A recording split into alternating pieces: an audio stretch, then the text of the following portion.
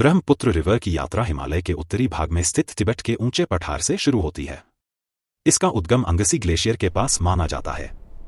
शुरुआत में यह नदी यालंग त्संगपो के नाम से जानी जाती है और तिब्बत के पठार पर लगभग पूर्व दिशा में बहती रहती है।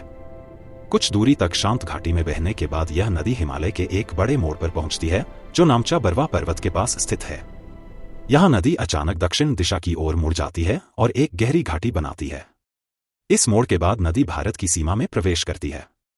भारत में सबसे पहले यह अरुणाचल प्रदेश में प्रवेश करती है, जहां इसे सियांग या दिहांग कहा जाता है।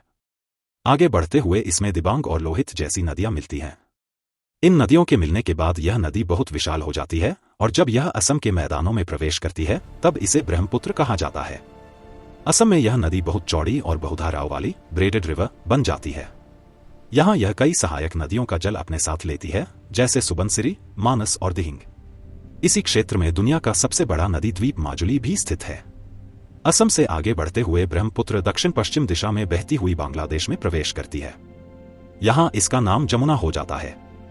आगे चलकर जमुना नदी का संगम गंगा से होता है, जिसे बांग्लादेश में पद्मा कहा जाता है। गंगा और ब्रह्मपुत्र की संयुक्त धारा आगे चलकर विशाल गंगा ब्रह्मपुत्र डेल्टा का निर्माण करती है, जहां घने मैंग्रोव वन पाए जाते हैं। अंततः यह संयुक्त नदी प्रणाली बहते बहते बे ऑफ बंगाल में जाकर मिल जाती है। इस प्रकार ब्रह्मपुत्र नदी की पूरी यात्रा तिब्बत के हिमालयी ग्लेशियरों से शुरू होकर अरुणाचल प्रदेश और असम के मैदानों से गुजरते हुए बांग्लादेश में गंगा से मिलकर अंत में बंगाल की खाड़ी में समाप्त होती है।